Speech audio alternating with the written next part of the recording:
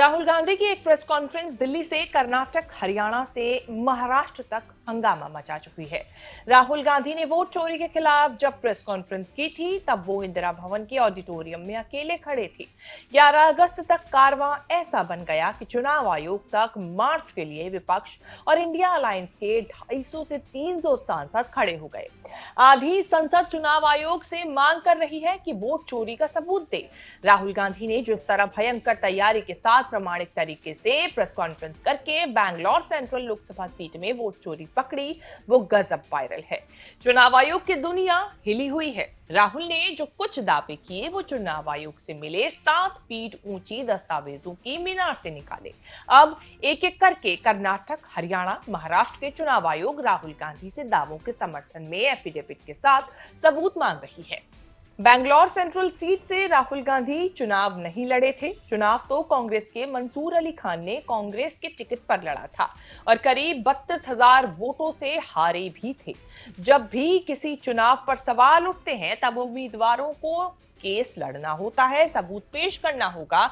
खुलासे के बाद राहुल गांधी से चुनाव आयोग ने सबूत मांगे तो डीके शिव कुमार मंसूर अली खान को लेकर पहुंच गए कर्नाटक चुनाव आयोग सबूत देने। उसी फॉर्मेट में एफिडेविट के साथ वोट चोरी के आरोपों के सबूत दिए, जैसा कि राहुल गांधी से मांगा जा रहा है। So election commission has issued notice, still have not got it. No one can give us notice. We are the public representative. Our statements have they not booked cases on public statements? So let them book cases for the whatever wrong has been done. We are there to give information. You are the media people to take the responsibility. They are the 4 pillars of democracy. Even that is also a part of democracy. The administration, judiciary, whatever may be, there is an autonomous institution. They should take it forward. We are there to help the people of this country. We are the voice of the people of this country. That is what we have to do. Let them give the notice. I will look at it. We will answer to them. Lot of information is there.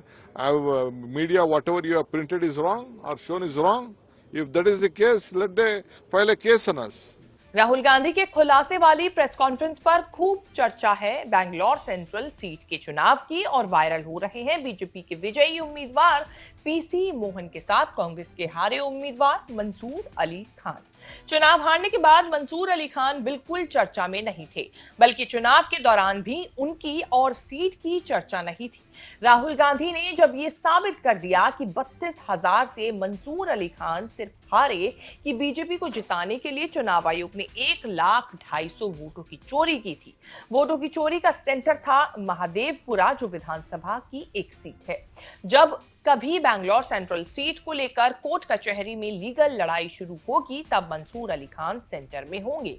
Rahul Gandhi ने आरोप लगाया कि महादेवपुरा में सबसे ज्यादा तेजी से voter बढ़े।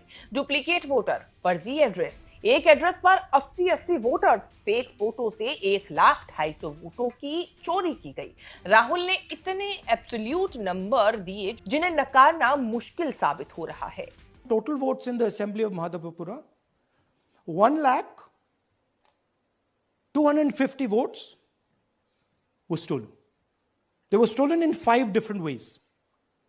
The first way, duplicate voters. One voter appearing multiple times on the voter list. Fake and invalid addresses. Voters who didn't have addresses or were just fake addresses. Bulk voters in single address. One building, 50 people, 60 people. One bedroom house, but we go there, no 50 people living there.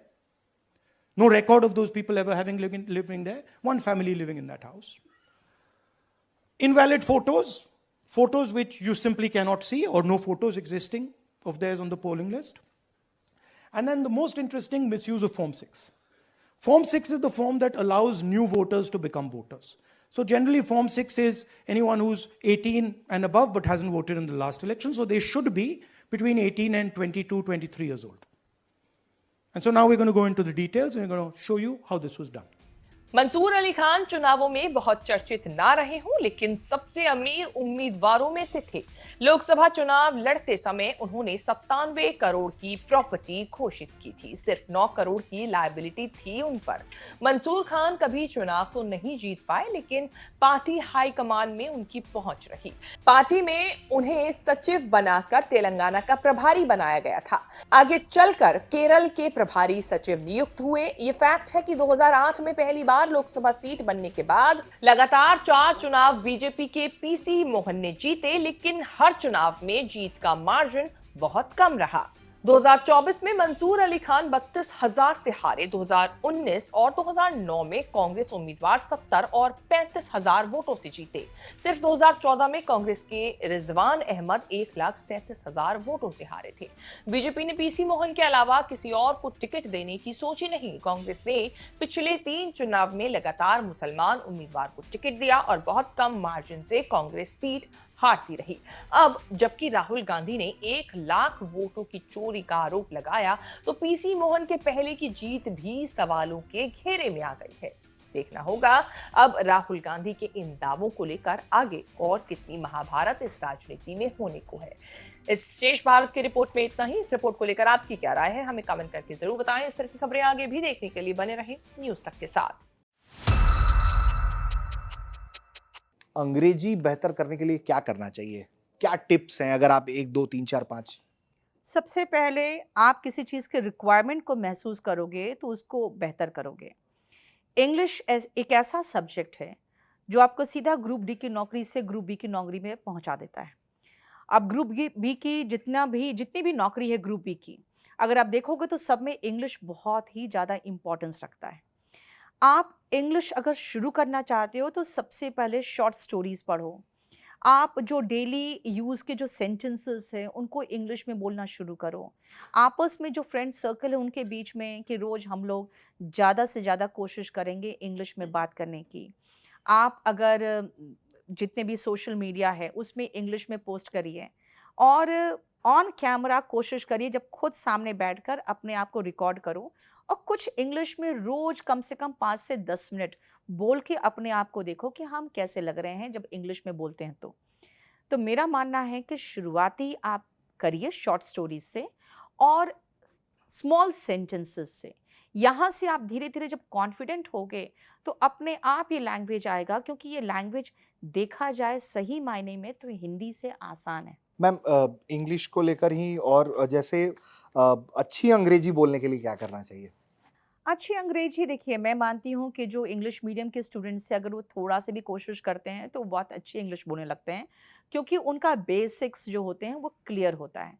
तो अच्छी English बोलने के लिए सबसे पहले आपको शुरुआत तो बेसिक से करना पड़ेगा। जो डेली यूज़ की वोकैबुलरीज हैं प्लस आपका जो एनवायरनमेंट आप जहाँ रहते हैं वहाँ से रिलेटेड सारे सेंटेंसेस आपको आने चाहिए। आप इंग्लिश में सोचना शुरू करो। पहले शॉर्ट स्टोरीज़ पढ़िए, फिर नॉवेल्स पढ़िए, कुछ अच्छी किताबें पढ़िए। बहुत अच्छी किताबें भी हैं बाज़ार में। द आर्ट ऑफ लेटिंग गो मैंने जैसे हाल में पढ़ा है। उसके बाद एक एटॉमिक हैबिट्स है, वो देखिए। तो आप अच्छी किताबें इंग्लिश में पढ़िए, आप बहुत पॉजिटिव थॉट से भी भर जाओगे और इंग्लिश भी अच्छी होती चली जाएगी। कब अच्छी हो जाएगी आपकी इंग्लिश आपको पता भी नहीं चलेगा।